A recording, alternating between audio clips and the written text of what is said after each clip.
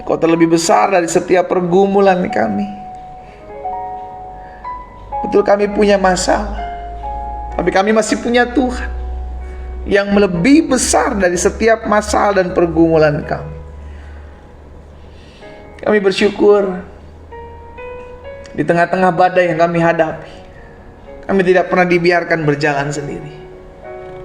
Di tengah-tengah pergumulan yang harus kami jalani, di tengah-tengah padang gurun yang harus kami lewati, kami tahu ada tangan Tuhan yang kuat, yang meneguhkan kami, yang mengarahkan kami, yang membawa kami masuk dalam rancangan-Mu yang ajaib.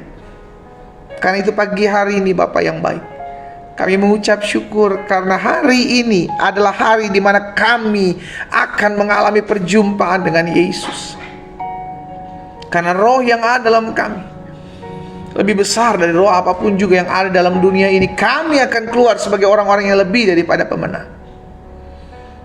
Di hari keempat, di tahun yang baru ini Tuhan, kami rindu menjalani hari-hari hidup kami dengan mengandalkan Tuhan. Kami rindu menjalankan hari-hari hidup kami dengan menaruh pengharapan kami kepada Tuhan. Sebab kami tahu pengharapan kami kepada Yesus tidak akan pernah dikecewakan. Tuhanlah yang memampukan kami untuk tetap terus berdiri tegak menghadapi badai apapun di hadapan kami. Karena kami tahu Allah yang memampukan kami. Roh Kudus sampaikan sesuatu bagi kami, urapi kami dengan roh hikmat dan wahyu, sehingga ketika kami mengerti kebenaran inilah yang akan memerdekakan hidup kami. Kami tidak lagi tinggal dalam kegelapan, kami tinggal dalam terang yang Tuhan yang ajaib. Kami tidak lagi mau diperbudak dengan keegoisan kami, tapi kami mau dilakukan apa yang menjadi keinginan dan perintah Tuhan. Di dalam nama Yesus kami berdoa dan kami siap mendengarkan firman-Mu. Sama-sama kita katakan amin. Tuhan Yesus dahsyat. Sama-sama taruh tangan kanan kita di dada.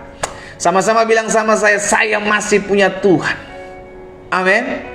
Kurang mantap lah, kurang mantap. Ya kan? Di tahun yang baru kita harus semangat yang baru. Sama-sama bilang sama saya masih punya Tuhan. Amin. Yes. Selama kita katakan kita masih punya Tuhan, jangan menyerah. Selama kita katakan saya masih punya Tuhan, berarti masih ada mujizat. Selama kita katakan masih punya Tuhan, bahwa Tuhan sanggup merekarkakan yang jahat dalam hidup saudara, mendatangkan kebaikan buat setiap kita. Karena kita masih punya Tuhan. Amin. Yes.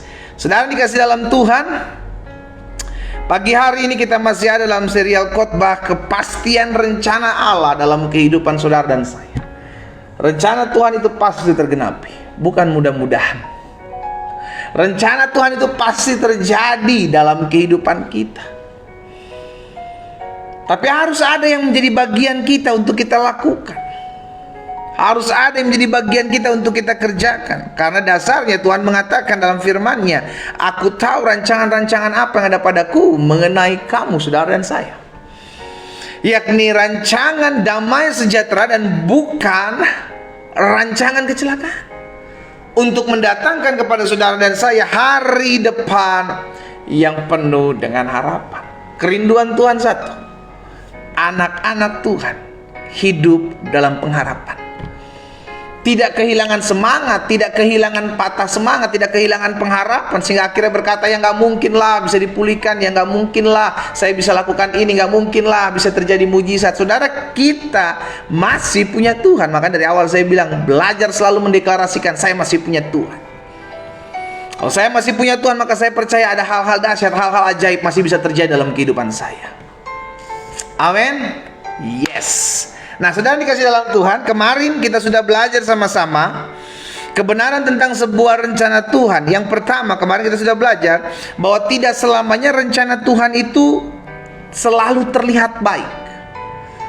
Ada kalanya rencana Tuhan yang Tuhan izinkan, yang Tuhan bawa, karena Dia sutradara kehidupan kita. Dia akan mengarahkan hidup kita sesuai dengan apa yang Dia pandang baik. Sekalipun menurut kita ini gak baik, sekalipun menurut kita ini gak bagus, tapi kalau Tuhan bilang, nah engkau harus melalui jalan ini, maka itu yang Tuhan lihat baik buat saudara dan saya. Gak peduli apapun pergumulan itu. Kalau Tuhan bilang kita harus melalui pergumulan itu, karena ingat firman Tuhan katakan, sudah dikasih dalam Tuhan, kita ini adalah tanah liat di tangan penjunan. Tuhan sang penjunannya, kita tanah liatnya. Tuhan membentuk kita, apapun yang Tuhan pandang baik, kita cuma mau bilang, Tuhan, saya ini hamba Tuhan, saya ini tanah liat. Saya nggak bisa komplain dengan apa yang Tuhan pandang baik, Tuhan kerjakan dalam hidup saya.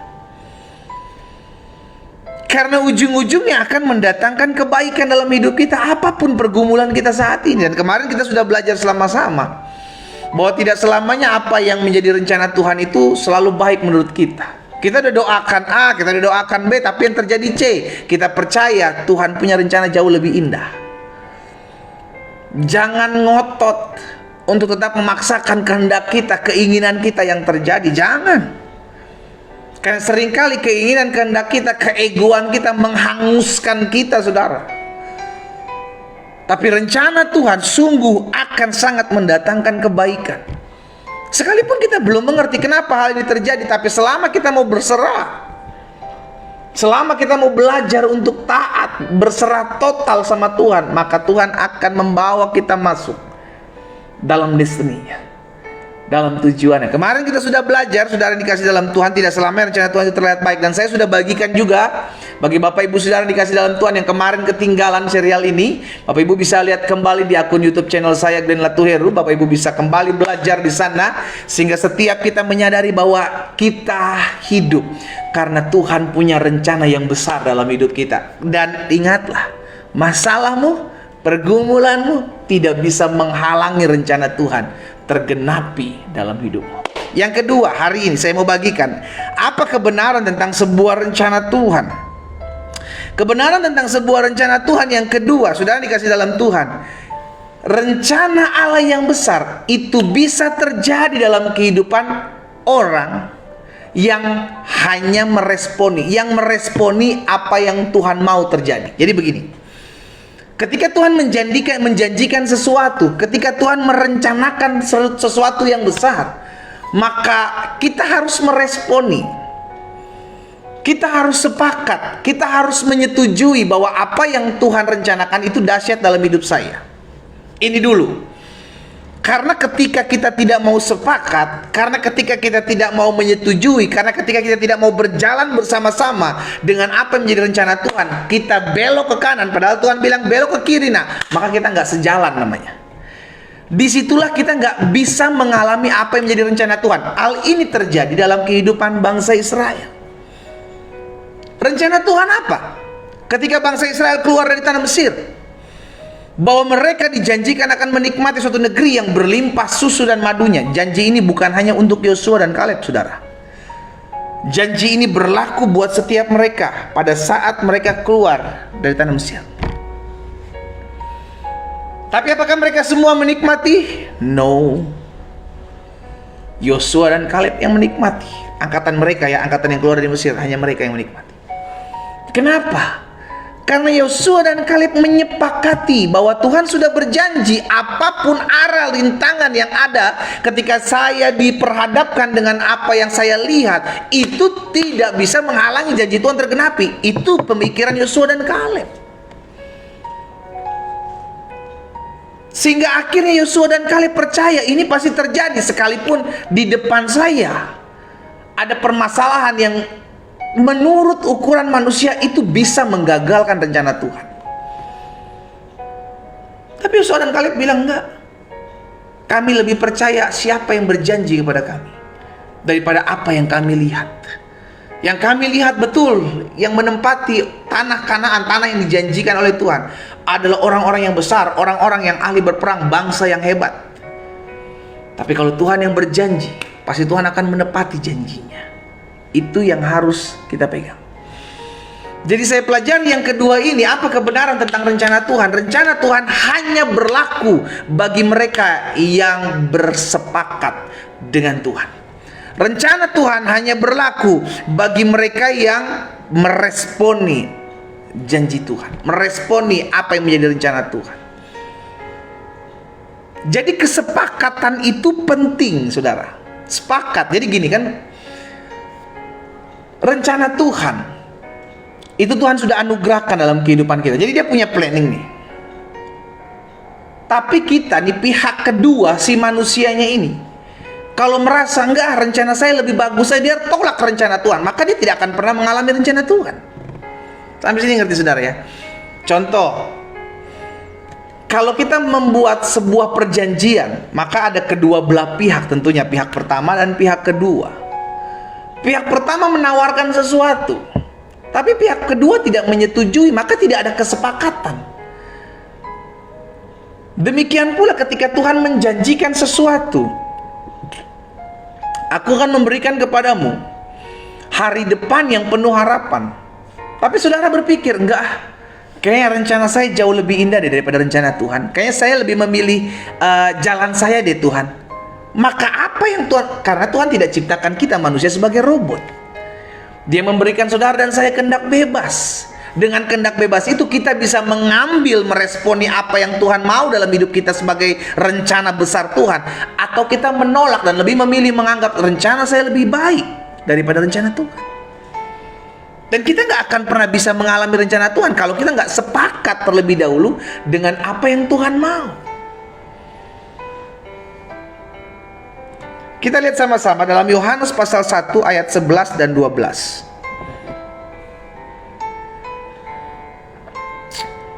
Yohanes pasal yang pertama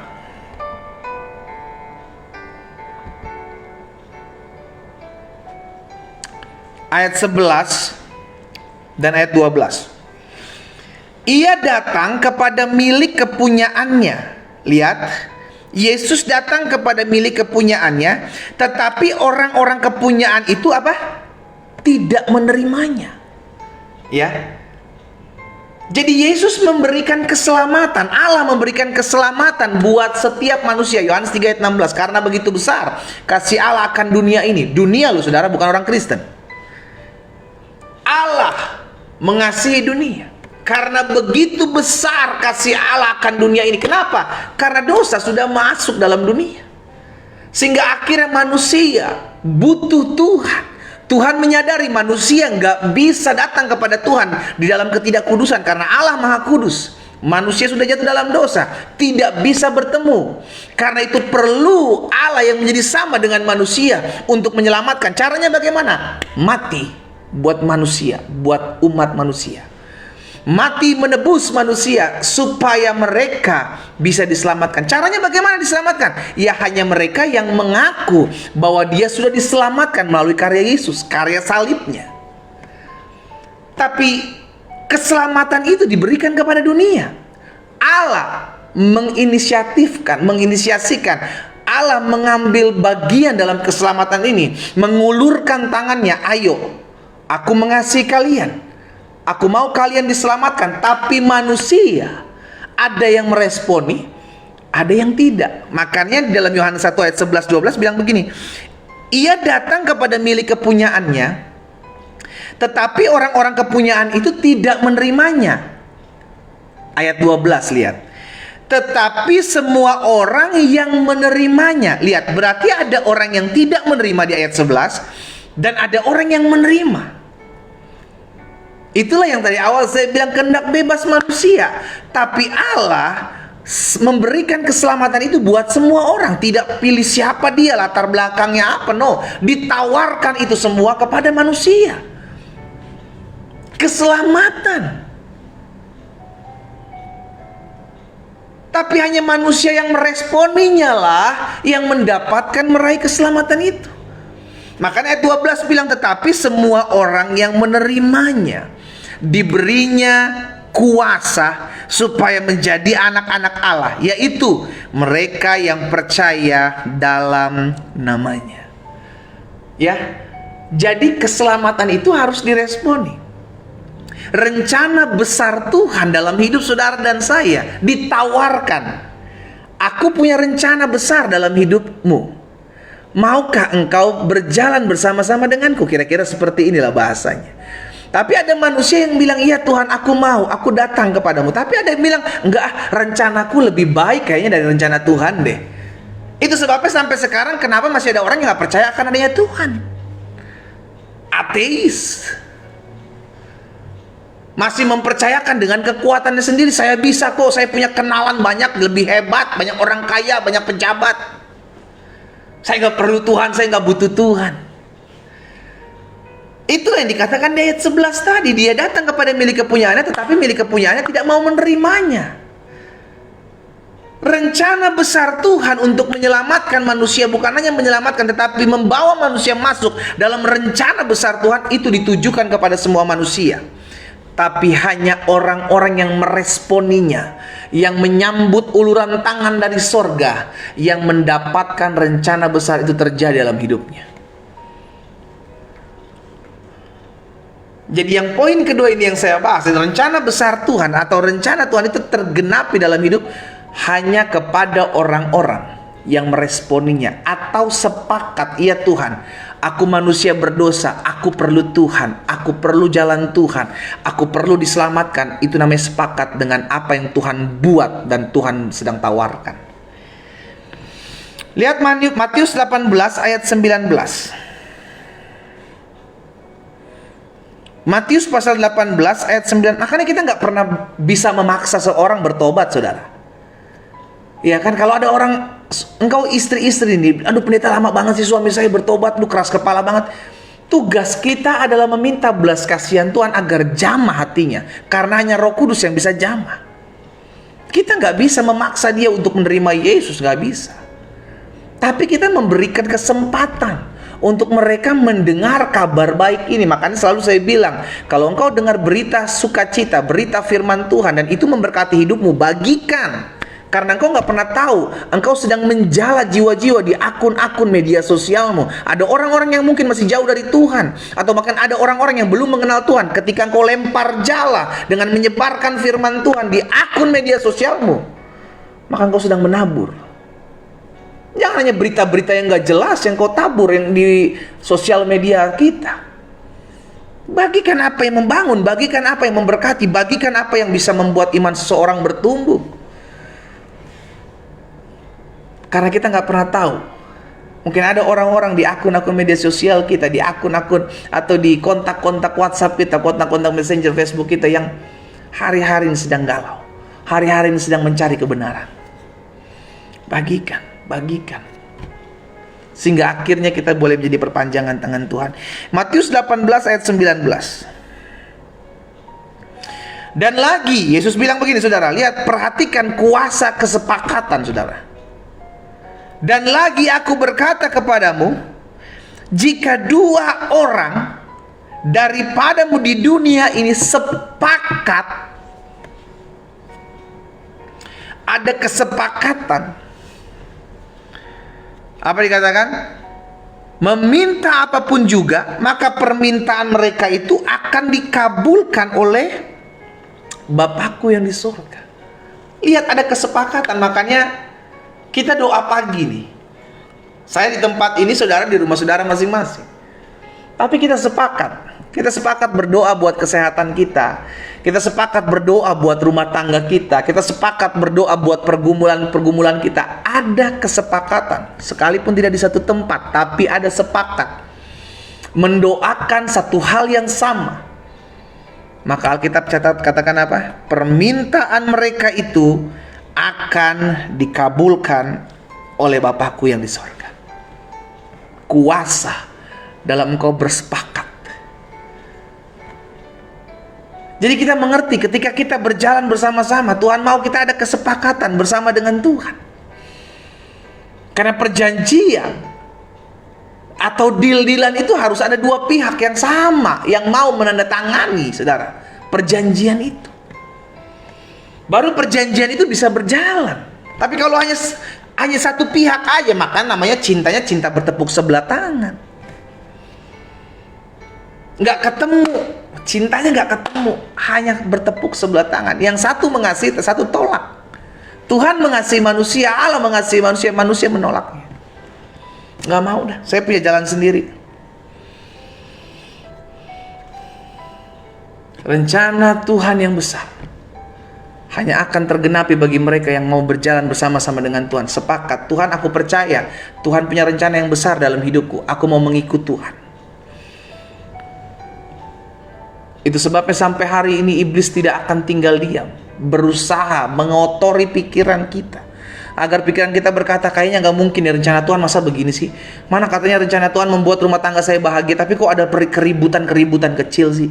Katanya Tuhan bilang rumah tangga saya akan bahagia, kan Tuhan memberkati rumah tangga saya, masa saya ada masalah sih, ada perselingkuhan pasangan saya? Mana katanya Tuhan tolong perekonomian saya, Tuhan tolong usaha saya, tapi masa saya ditipu orang? Apakah itu rencana Tuhan? Saudara dikasih dalam Tuhan, iblis memakai masalah-masalah itu untuk memotori pikiran kita. Akhirnya kita mulai meragukan. Kita mulai berkata, benar nggak ya? Saya masih berjalan dalam rencana Tuhan, bisa nggak ya Tuhan memakai masalah ini untuk mendatangkan kebaikan dalam hidup saya? Akhirnya kita mulai ragu. Nah, saya pelajari begini, saudara. Karena hanya dengan sepakat dengan Tuhan, sejalan dengan Tuhan, maka kita dapat melihat rencananya yang terjadi. Maka kita harus menyadari, hati-hati dengan beberapa hal ini. Karena ketika kita mulai melakukan beberapa hal ini, nanti saya akan bagikan ini, maka seringkali itu membuat kita tidak sepakat dengan Tuhan. Apa hal-hal yang membuat kita sulit sepakat dengan Tuhan? Apa hal-hal yang bisa membuat kita mulai nggak bisa sejalan gitu dengan Tuhan? Kayaknya nggak mungkin deh ini rencana Tuhan. Kayaknya nggak bisa deh tergenapi rencana Tuhan. Apa yang membuat itu bisa terjadi dan kita alami dalam hidup kita? Saya pelajari ada 4 hal, saudara. Yang pertama, yang membuat kita tidak sepakat, tidak sejalan dengan apa yang menjadi rencana Tuhan seringkali adalah keraguan-raguan. Tuhan Yesus dalam pelayanan seringkali menegur keraguan-raguan murid-muridnya. Ragu-ragu, bimbang, mendua hati. Satu, saudara, itu, saudara. Sisi lain, aku percaya Tuhan punya rencana yang besar dalam hidupku. Tapi ketika aku menghadapi satu pergumulan, aku mulai meragukan, benarkah ini merupakan rencana Tuhan? Ayub mengerti betul bahwa baginya tidak, bagi Allah tidak ada perkara yang mustahil. Makanya Ayub bilang, aku tahu Engkau sanggup melakukan segala sesuatu, Tuhan, dan tidak ada rencanamu yang gagal. Itu Ayub, perkataan Ayub. Ayub menyadari apapun bisa terjadi dalam hidupku, kata Ayub. Tapi yang aku percaya, aku tetap ada dalam rencana Tuhan yang besar. Jadi imannya, saudaraku, tidak terganggu, tidak tergagalkan fokusnya dengan apa yang dia lihat. Yang dia lihat penderitaan, yang dia lihat keluarganya berantakan, yang dia lihat istrinya meninggalkan dia, yang dia lihat anak-anaknya mati diambil Tuhan, yang dia lihat harta bendanya habis. Tapi dia tetap mengeluarkan perkataan, aku tahu Tuhan, tidak ada rencanamu yang gagal. Jadi yang sering kali membuat kita mulai tidak bisa berjalan sepakat dengan jalan-jalan Tuhan, dengan rencana Tuhan, adalah kebimbangan, keraguan-raguan kita. Stop mulai ragu-ragu. Kalau engkau bilang, aduh Tuhan, kayaknya saya gak bisa mempertahankan rumah tangga saya ini. Patahkan keraguan-raguanmu itu. Terus berdoa, mujizat masih ada. Kalau engkau memulai sesuatu, engkau merintis sesuatu, engkau usaha sesuatu, dan engkau lihat ada kerugian-kerugian yang engkau bilang, Tuhan, kayak engkau memberkati engkau memberkati usaha saya, tapi kenapa hal ini terjadi? Jangan mulai ragu dengan apa yang kau lakukan. Melangkah aja. Semua ada pembentukan, semua ada proses. Semua ada pendidikan Tuhan. Gak serta-merta semua berjalan dengan apa yang kita inginkan. Tidak selamanya apa yang kita inginkan itu harus terjadi. Itu namanya kita memaksakan kehendak kita. Belajar berserah. Kemarin kita sudah belajar, ada penyerahan diri total. Berarti selama saya hidup, saya harus belajar mengerti bahwa rencana Tuhan adalah jauh lebih baik daripada apa yang menjadi rencana saya. Berarti saya harus berserah. Tuhan, saya nggak ngerti. Karena saya nggak ngerti, saya angkat tangan. Biar Tuhan bawa saya masuk dalam rencana Tuhan. Jangan nggak ngerti, ngotot. Tuhan, saya nggak ngerti, tapi saya pikir ini kayaknya lebih baik deh. Kayaknya ini lebih baik deh. Stop, ngotot. Otak kita ini cuma segede bapau, sudah kasih dalam Tuhan, nggak tahu, nggak bisa ngerti apa menjadi rencana Tuhan. Karena itu berserah. Serahkanlah dirimu kepada Tuhan dan percayalah kepadanya, maka Dia akan bertindak, firman Tuhan katakan. Berarti hari ini kita menyadari, saudara yang dikasih dalam Tuhan, yang membuat kita bisa akhirnya tidak lagi sepakat, tidak lagi sejalan dengan apa yang Tuhan mau. Karena ingat, hanya orang-orang yang sepakat dengan Tuhan, sejalan dengan Tuhan, yang bisa mengalami rencana Tuhan dalam hidupnya. Nah, yang penyebab daripada ketidaksepakatan kita, ketidaksejalanan kita dengan Tuhan, biasanya yang pertama saya pelajari adalah keraguan-raguan kita. Karena ragu-ragu, karena bimbang, karena takut, Petrus tenggelam. Karena mulai ragu-ragu, Yosua diingatkan Tuhan 3 kali, bukankah sudah kukatakan kepadamu, kuatkan dan teguhkanlah hatimu. Ragu-ragu itu penyakit manusia. Itu sebabnya ada firman. Firman Tuhan itulah yang membuat kita kuat. Firman Tuhan itulah yang mengingatkan kita jalan-jalan Tuhan. Ada Roh Kudus yang mengingatkan kita akan segala sesuatu yang harus kita lakukan. Jadi yang pertama saya pelajari itu karena keraguan-raguan. Yang kedua, yang membuat kita tidak bisa sepakat lagi, tidak sejalan lagi dengan apa yang menjadi rencana Tuhan. Seringkali yang pertama karena keraguan-raguan, yang kedua karena kepala batunya kita, kekerasan hati kita. Kita tetap memilih jalan kita gitu loh, saudara. Kita nggak mau belajar untuk ikut apa yang Tuhan arahkan. Loh, bagaimana apa yang ikut Tuhan arahkan? Ya, firman kan sudah tertulis. Kasihilah musuhmu, berdoalah buat mereka yang membencimu, jangan balas yang jahat dengan yang jahat. Itu firman.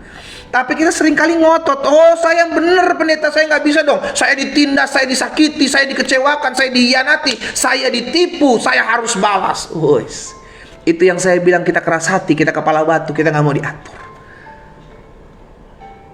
Kita berpikir dengan kita melakukan sesuatu untuk membalas, maka Tuhan senang. No.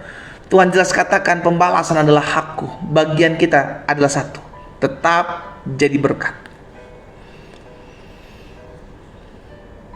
Firman Tuhan udah jelas kok katakan, saudara. Jangan balas yang jahat dengan yang jahat. Lakukan apa yang baik buat semua orang.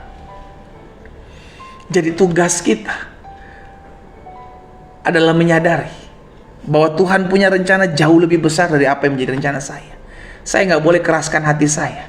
Saya nggak boleh menegarkan tengkuk saya. Saya nggak boleh kepala batu dan susah diatur. Ini yang Tuhan tegur kepada bangsa Israel ketika mereka keluar dari tanah Mesir menuju tanah perjanjian. Tuhan bilang bangsa ini terlalu keras kepala. Kenapa keras kepala? Karena nggak mau diatur. Hidupnya bersungut-sungut, mengeluh, ada aja yang disalahkan. Udah mengeluh bersungut-sungut, susah diatur, masih aja menyembah Baal, nggak mau percaya sama Tuhan, padahal Tuhan udah melihatkan kuasanya dalam hidup mereka. Baik membelah lautan, memberi mereka makan di padang gurun, minum di padang gurun, makan daging burung di padang gurun, tapi tetap masih keras kepala. Saya berdoa agar setiap umat yang oleh Tuhan percayakan saya layani dalam ibadah doa pagi setiap hari, tidak ada yang keras kepala. Taruh tangan kanan kita di dada, sama-sama bilang sama saya nggak boleh kepala batu. Saya nggak boleh memiliki kekerasan hati. Sama-sama bilang sama saya harus belajar diatur. Amin. Kita harus mau belajar diarahkan. Kita harus mau belajar dididik. Kita harus mau belajar dituntun. Roh Kuduslah yang menuntun kita. Seringkali Roh Kudus sudah berkata jangan, kita masih bilang enggak, saya harus balas. Seringkali Roh Kudus bilang ayo bertahan, ayo kuat, kita bilang aku udah menyerah Tuhan, aku udah capek. Itu yang saya bilang, kita keras kepala. Saat kita keras hati, keras kepala, susah diatur, tegar tengkuk, disitulah engkau tidak lagi sejalan dengan Allah. Serencananya Tuhan tidak bisa tergenapi dalam hidupmu. Dan yang ketiga saya pelajari, yang membuat kita tidak sepakat akhirnya dan tidak sejalan dengan apa yang menjadi rencana Tuhan. Seringkali yang pertama karena keraguan-raguan, yang kedua karena kekerasan hati kita, dan yang ketiga karena asumsi-asumsi liar kita. Betul, manusia dikasih otak untuk berpikir,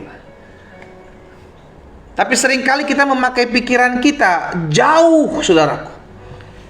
Kita mulai berpikir jangan-jangan laki gue selingkuh nih. Jangan-jangan istri gue selingkuh nih. Kayaknya gak mungkin deh ada hari depan buat anak-anak saya deh. Anak-anak saya hidupnya udah pada hancur nih. Kayaknya nih orang berusaha merancangkan yang jahat dalam usaha saya deh. Kayaknya nih orang berusaha ngambil kedudukan saya deh. Loh, itu yang terjadi dalam kehidupan Saul sudah dikasih dalam Tuhan. Saul punya asumsi liar terhadap Daud. Ketika perempuan-perempuan menyambut mereka dengan bernyanyi-nyanyi, Saul mengalahkan beribu-ribu, tetapi Daud berlaksa-laksa. Apa yang dalam pikiran Daud? Daud bilang, wah, jangan-jangan nanti dia nih akan merebut kekuasaan saya. Daud nggak punya otak pemikiran seperti itu. Daud nggak punya keinginan seperti itu. Tapi Saul memiliki asumsi liar. Akhirnya dia melakukan apa? Hal-hal yang jahat. Nah, seringkali karena asumsi-asumsi itu, saudara dikasih dalam Tuhan, kita nggak sejalan dengan Tuhan. Kita nggak sejalan dengan Tuhan. Kalau kita memiliki asumsi-asumsi liar, apa sih asumsi itu? Sesuatu yang kita pikir yang belum tentu terjadi. Kita udah memikirkan jauh ke sana, padahal belum tentu seperti apa yang kita pikirkan. Dan itu seringkali menakut-nakuti kita. Itu seringkali mengintimidasi kita. Keributan dalam rumah tangga seringkali dimulai dengan asumsi. Ya, saya berpikir pendeta, saya pikir istri saya tuh sebenarnya mungkin dia nggak mau kali ya menikah sama saya. Mulai dari asumsi. Ya, habis gimana ya pendeta, suami saya tuh sebenarnya mungkin dia sebenarnya terpaksa kali ya menikah dengan saya. Akhirnya karena asumsi-asumsi seperti itu yang kenyataannya belum tentu seperti itu, sudah ada dalam pikir. Itu permainan licik iblis, saudara.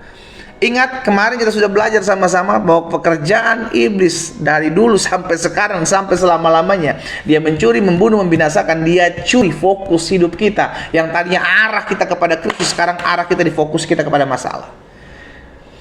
Akhirnya hidup kita hanya tinggal dalam masalah, tenggelam dalam masalah, hancur dalam masalah. Kita nggak akan pernah melihat kebaikan Tuhan. Padahal sedianya Tuhan mau pakai masalah itu untuk kita melihat kemuliaan Tuhan. Karena di balik masalah selalu ada keberkatan Tuhan. Iblis mencuri hal itu. Dia curi damai sejahtera kita. Akhirnya dia mulai membunuh. Apa yang dia bunuh? Iman kita. Pengharapan kita dimatikan. Ujung-ujungnya adalah kebinasaan. Curi, bunuh, binasa. Dia binasakan hidup kita. Dia binasakan masa depan kita. Dimulai dari apa? Mencuri. Mencuri perhatian kita. Hati-hati. Ketika kita sudah mulai berasumsi, aduh Tuhan, kok Tuhan tega ya? Saya udah hidup sungguh-sungguh, tapi kenapa suami saya selingkuh? Akhirnya kita mulai berasumsi, jangan-jangan Tuhan gak dengar doa saya. Jangan-jangan akhirnya nanti ekstrim ya, jangan-jangan Tuhan gak ada lagi nih. Wah, sudah dikasih dalam Tuhan. Ada banyak orang akhirnya mundur dari kepercayaan iman mereka dan berkata, Tuhan kayaknya gak ada deh. Dimulai dari asumsi. Asumsi-asumsi liar seperti inilah yang dipakai iblis untuk akhirnya mendakwa hidup kita, menghakimi hidup kita, mengingatkan kita akan dosa-dosa masa lalu kita. Dan pada akhirnya hubungan kita dengan Tuhan itu jauh. Dan yang keempat, karena hanya dengan sepakat dengan Tuhan maka kita akan dapat melihat rencana Tuhan. Tetapi seringkali ketidaksepakatan dan ketidaksejalan kita itu terjadi karena keraguan-raguan kita, karena kekerasan hati kita, karena asumsi-asumsi kita, dan yang keempat karena ketidaksabaran kita. Kita lebih memilih jalan saya. Ini yang juga terjadi dan dialami oleh Saul. Samuel udah jelas tunggu, kata Samuel. Tunggu saya datang, saya mempersembahkan korban dulu, baru saat itu engkau berperang. Tapi Saul mulai lagi pakai asumsi-asumsinya yang liar. Saul akhirnya tidak sabar dan dia mulai memberikan korban persembahan yang harusnya dia tidak boleh melakukan sebagai seorang raja. Dia mulai melakukan apa yang tidak berkenan kepada Tuhan. Hati-hati, karena ketidaksabaran kita menantikan jawaban doa, seringkali kita keluar dari rencana Tuhan. Karena ketidaksabaran kita menantikan pertobatan suami kita, menantikan pertobatan istri kita, Seringkali kita menghalalkan segala cara. Ketidaksabaran membuat setiap kita keluar dari rencana Allah. Hati-hati. Belajar untuk siap dibentuk. Orang yang dibentuk itu harus sabar.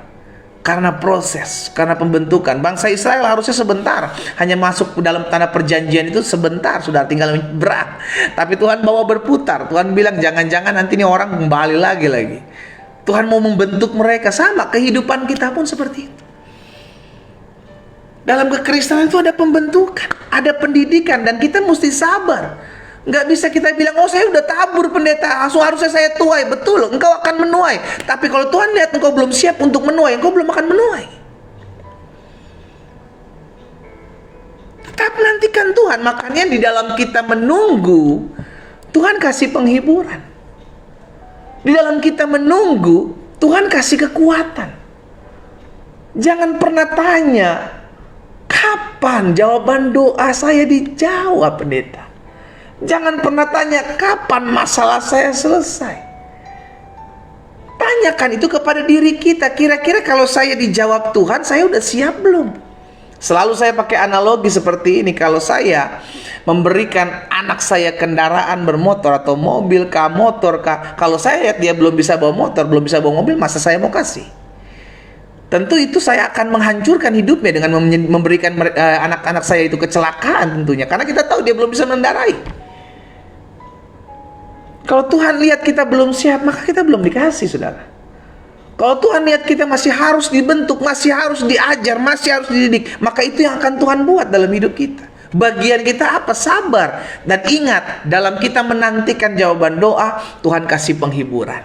Dalam kita menantikan jawaban doa, Tuhan kasih kekuatan. Makanya firman Tuhan katakan jelas, orang yang menanti-nantikan Tuhan akan dapatkan kekuatan yang baru. Jadi kalau sampai hari ini kau belum dijawab Tuhan, tetap nantikan Tuhan. Jangan ambil shortcut. Jangan ambil jalan pintas. Karena Tuhan gak pernah kasih jalan pintas. Tuhan kasih jalan keluar. Apa bedanya pendeta jalan pintas dengan jalan keluar? Jalan pintas engkau menghilangkan proses Tuhan. Tapi jalan keluar engkau masuk dalam pendidikan proses Tuhan, dan engkau akan melihat jalan keluar yang Tuhan sudah berikan. Jalan pintas hanya dikeluarkan oleh setan, saudaraku. Dukun kasih jalan pintas untuk menghalalkan, untuk membuat usahamu rame, ya dikasih jalan pintas, potong ayam hitam laku, tapi ada tumbal dalam hidupmu. Jalan pintas tidak menyelesaikan masalah. Jalan keluar yang daripada Tuhan itu menyelesaikan masalah. Saudara, 4 hal ini kita mesti hati-hati, karena 4 hal ini yang seringkali membuat kita tidak sejalan dengan Tuhan. Ingat, dari awal saya katakan hanya orang-orang yang sepakat dan mau, akhirnya dia sejalan dengan Tuhan, makanya dia akan mendapati apa yang menjadi rencana Tuhan dalam hidupnya. Tapi kalau orang ini tidak mau sejalan dengan Tuhan, dia tidak sepakat, maka tidak bisa berjalan bersama-sama. Sama kayak suami istri, kesepakatan menikah, maka dia berjalan bersama-sama. Apa yang ditawarkan suami, apa yang ditawarkan istri, mereka berdua menikmati bersama-sama. Demikian pula Tuhan. Tuhan menawarkan sesuatu, hari depan yang penuh harapan, tapi manusia tidak mau berjalan bersama-sama, maka tidak akan bisa ngalamin. Penawaran itu yang daripada Tuhan harus direspon sama manusia, harus diambil sama manusia, dan harus berjalan bersama-sama. Dan seringkali yang menghalangi itu adalah keraguan-raguan kita, kekerasan hati kita, ketidaksabaran kita, dan asumsi-asumsi liar kita. Jawabannya untuk mengatasi keempat masalah ini cuma satu. Sebagai penutup, saya berikan satu kunci jawaban buat mengatasi keempat masalah ini. Baik keraguan-raguan kita, kekerasan hati kita, asumsi-asumsi liar kita, dan ketidaksabaran kita. Kuncinya satu. Coba saudara lihat di ayat terakhir, Yohanes 15 ayat yang ke-7. Ini kuncinya. Yohanes pasal 15 ayat yang ke-7. Apa yang Yesus katakan? Yesus bilang begini, saudara. Jika kamu tinggal di dalam aku, dan firmanku tinggal di dalam kamu. Apa maksudnya kamu tinggal dalam aku, firmanku tinggal dalam kamu? Yesus sedang mengumpamakan tentang pohon dan ranting. Konteks dari ayat ini. Jadi bicara tentang kamu tinggal di dalam aku, saudara dan saya tinggal dalam Yesus dan firman-Nya tinggal dalam kita. Maksudnya apa? Itu bicara tentang kesatuan. Bicara tentang satu kesatuan. Kita tinggal dalam Yesus dan firman-Nya tinggal dalam kita. Bicara tentang kesatuan. Pohon dan ranting bicara tentang kesatuan. Ranting adalah bagian dari pohon. Ranting tidak bisa hidup tanpa pohon. Dan pohon juga mengeluarkan ranting. Ranting adalah bagian dari pohon, adalah satu kesatuan. Jadi yang Yesus mau, saudara, untuk mengatasi keempat ini, baik keraguan-raguanmu, asumsi liarmu, kekerasan hatimu, kepala batunya kita, dan ketidaksabaran kita ini, bisa diselesaikan ketika kita ada dan tinggal dalam Kristus. Kita tinggal dalam Yesus dan firman-Nya tinggal dalam kita. Seringkali hubungan suami istri diibaratkan hubungan antara Yesus dengan gerejanya, Tuhan dengan gerejanya. Bicara tentang kesatuan. Kita nggak akan pernah bisa berjalan dalam kesepakatan bersama kalau hanya Tuhan Yesus yang menawarkan tapi kita tidak meresponi. Apa yang Yesus tawarkan yang berasal daripada Allah itu adalah yang baik.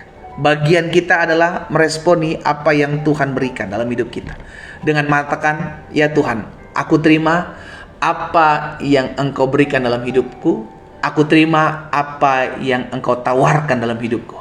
Aku mau berjalan bersama-sama denganmu karena aku tahu Engkau punya rencana yang besar dalam kehidupanku. Saudaraku, dalam bahasan yang kedua ini tentang rencana Tuhan, kedahsyatan kuasa rencana Tuhan terjadi dalam kehidupan kita, itu hanya bisa direspon, hanya bisa dialami oleh orang-orang yang meresponi, oleh orang-orang yang menyambut apa yang ditawarkan oleh Allah sebagai rencana besar Tuhan. Jadi pertanyaan sekarang, maukah engkau bersama-sama berjalan mengambil apa yang Allah tawarkan untuk menawarkan hari depan yang penuh harapan dalam hidupmu? Keputusan itu pada akhirnya ada dalam hidup saudara dan saya. Kalau kita mau mengambil, kalau kita mau bersepakat, berjalan bersama-sama dengan apa yang menjadi rencana Tuhan, maka itu akan tergenapi dalam kehidupan kita. Kita berdoa, kita datang kepada Tuhan. Kami mengucap syukur buat kasih setia Tuhan yang begitu besar dalam kehidupan kami. Kami mengucap syukur karena kami tahu Tuhan punya rencana yang besar, jauh lebih besar dari apa yang kami bayangkan dan apa yang kami pikirkan. Kami berterima kasih karena hari ini kami ada dalam bahasan yang kedua, dan kami belajar lebih lagi ya Tuhan, untuk menyadari bahwa Engkau menawarkan kepada kami suatu rancangan yang besar, rancangan hari depan yang penuh harapan dan bukan rancangan kecelakaan. Dan kami tahu itu yang akan tergenapi dalam kehidupan kami. Sekalipun kami belum melihat rancangan itu terjadi dalam hidup kami, sekalipun kami belum melihat doa-doa kami terjawab dalam kehidupan kami, tapi kami mau belajar percaya. Kami tidak mau tinggal dalam keraguan-raguan kami. Kami tidak mau tinggal dalam kekerasan hati kami, yang kami menjadi orang-orang yang tidak mau diatur. Kami tidak mau menjadi orang-orang yang tidak mau diarahkan. Kami tidak mau tinggal dalam asumsi-asumsi liar kami. Kami tidak mau tinggal dalam ketidaksabaran kami. Kami mau belajar untuk selalu sabar menantikan janji Tuhan, karena kami tahu orang-orang yang menanti-nantikan Tuhan selalu dapatkan kekuatan yang baru daripadamu ya Bapa. Apa yang Tuhan taruh dalam hati hamba sudah hamba sampaikan. Bapa, hamba berdoa di dalam nama Yesus. Tuhan, berikan kami kekuatan, berikan kami kesanggupan untuk tetap terus melakukan apa yang menjadi kehendak Tuhan dalam kehidupan kami. Kami mau sepakat. Kami mau berjalan bersama-sama dengan apa yang Tuhan sudah arahkan dalam kehidupan kami. Kami mau meresponi apa yang Allah tawarkan dalam hidup kami. Suatu rencana yang besar dalam kehidupan kami. Masalah kami hari ini, Tuhan bisa pakai untuk mendatangkan rencana-Mu yang besar dan masuk dalam rancangan-Mu yang ajaib.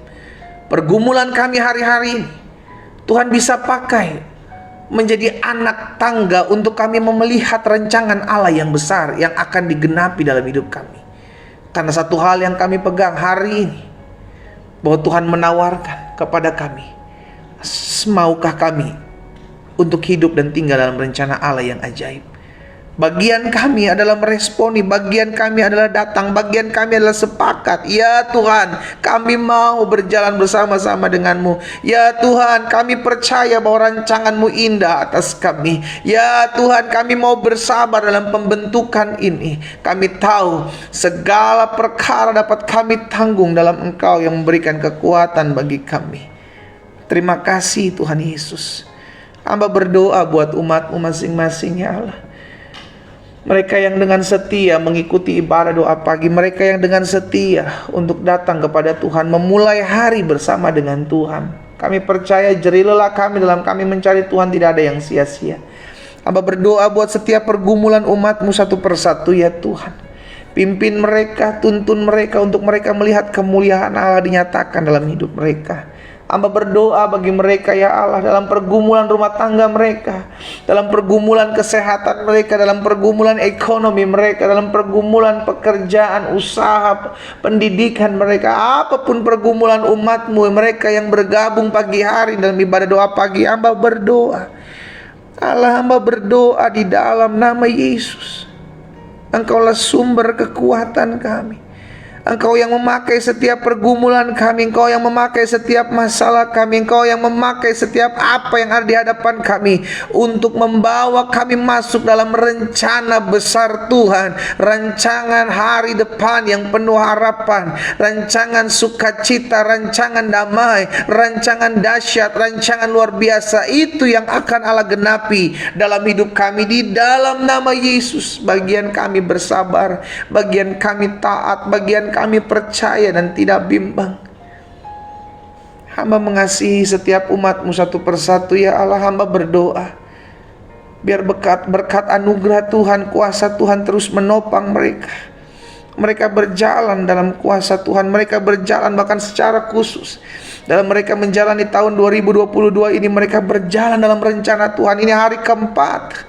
Dan kami percaya di hari-hari ke depan terus kami dipimpin Tuhan, diarahkan Tuhan untuk melihat rencana Allah tergenapi dalam hidup kami di dalam nama Yesus. Terima kasih Bapa yang baik. Kami mengucap syukur. Materaikan firman-Mu dalam hati masing-masing kami Tuhan, agar kami melihat sungguh Allah kami adalah Allah yang menggenapi apa yang Kau katakan dalam hidup kami. Hamba berdoa juga buat mereka yang sakit secara khusus ya Allah. Hamba mengasihi mereka. Hamba percaya firman-Mu akan tergenapi dalam hidup mereka. Tanda-tanda ini menyertai orang percaya yang akan tumpangkan tangan seorang sakit dan orang sakit itu menjadi sembuh. Bapa, hamba berdoa mereka yang meletakkan tangan kanan mereka di bagian tubuh mereka yang sakit saat ini, aku ucapkan berkat di dalam nama Yesus. Hai sakit penyakit, hai kelemahan tubuh, bahkan Kau campur tangan kuasa kegelapan, Kau tidak punya hak atas tubuh mereka. Aku berdoa saat ini menghardik setiap kelemahan tubuh, sakit penyakit, keluar dalam nama Yesus dari tubuh mereka, keluar dalam nama Yesus. Mereka terima kuasa demi nama Yesus, mereka terima mujizat, mereka sembuh dalam nama Yesus. Apapun sakit penyakit mereka, di dalam nama Yesus tergenapi firman Tuhan, disampaikan firman, disembuhkan mereka dalam nama Yesus terjadi. Thank you Lord. Kami mengucap syukur, kami mengucap syukur ya Tuhan. Pada akhirnya kami terus berdoa buat jiwa-jiwa yang masih jauh dari Tuhan. Kami mengasihi mereka. Tuhan tolong biar pertobatan jiwa-jiwa terjadi. Pakai hidup kami anak-anak Tuhan, baik melalui media sosial kami, melalui kehidupan keseharian kami, agar melalui hidup kami banyak jiwa dikuatkan, banyak jiwa yang belum mengenal Yesus kembali mengenal Yesus dan diselamatkan oleh anugerah Tuhan. Kami berdoa buat kota di mana kami tinggal. Kami ucapkan berkat buat kota kami di dalam nama Yesus. Kota di mana setiap kami tinggal diberkati Tuhan, dijaga, dilindungi Tuhan, dijauhkan dari mara bahaya, bencana alam, dijauhkan dari rancangan-rancangan orang jahat, dijauhkan dari kerusuhan di dalam nama Yesus. Bahkan Indonesia dijaga Tuhan, Indonesia diberkati Tuhan, Indonesia ditolong Tuhan. Ada damai, ada perlindungan Tuhan, ada berkat-berkat Tuhan yang ada dalam kehidupan bangsa kami. Berkati pemimpin-pemimpin bangsa kami Allah, Bapak Presiden, Wakil Presiden, jajaran menteri yang ada. Kami berdoa juga buat Kapolri, Panglima TNI. Kami berdoa buat para gubernur, para bupati, para kepala-kepala daerah, Tuhan Yesus, wali kota yang ada. Di dalam nama Yesus Allah memberkati masing-masing mereka. Hamba berdoa menyerahkan bangsa ini dalam menangani pandemi COVID. Tuhan terima kasih, beri hikmat bagi mereka. Tuhan tolong, sehingga mereka yang berdiri di garda terdepan di pandemi COVID ini, para dokter, para suster, para tenaga kesehatan, tenaga medis, para relawan, TNI, Polri, Tuhan jaga, Tuhan berkati, agar mereka senantiasa ada dalam pemeliharaan dan perlindungan Tuhan yang sempurna. Kami berdoa di dalam nama Yesus. Bahkan hamba berdoa juga secara khusus buat orang-orang muda yang hari-hari ini mencari pasangan hidup. Saudara dikasih dalam Tuhan, ke orang-orang muda yang hari ini sedang mencari pasangan hidup, taruh tangan kananmu di dada.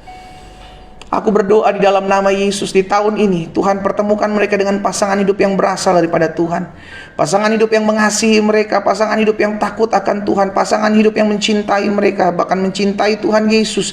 Tuhan anugerahkan dalam hidup mereka. Jauhkan mereka dari pasangan hidup yang tidak mengenal Tuhan. Jauhkan mereka dari pasangan hidup yang tidak seiman. Di dalam nama Yesus, bahkan biar Allah sendiri yang berperkara dalam hidup mereka. Di dalam nama Yesus, aku ucapkan berkat buat orang-orang muda, dijaga Tuhan, diberkati Tuhan. Masa muda mereka dahsyat, masa muda mereka luar biasa, masa muda mereka dipakai Tuhan untuk menyatakan kuasa Tuhan. Terima kasih Bapa yang baik. Setiap studi mereka juga Tuhan memberkati di dalam nama Tuhan Yesus. Terpujilah Tuhan. Kami bersyukur buat doa pagi ini. Kami bersyukur buat hari keempat di tahun yang baru ini. Kami berjalan dalam kuasa, kami berjalan dalam mujizat, kami berjalan dalam kemenangan. Setiap hari kami melihat pertolongan Tuhan di dalam nama Tuhan Yesus. Karena itu umat Tuhan, arahkan tanganmu kepada Tuhan dan terimalah berkat yang datangnya daripada Tuhan. Bapa, hamba ucapkan berkat buat umatmu di rumah mereka masing-masing. Dengan mereka mengangkat tangan, mereka menerima berkat dari Allah, Abraham, Ishak, Yakub turun atas mereka.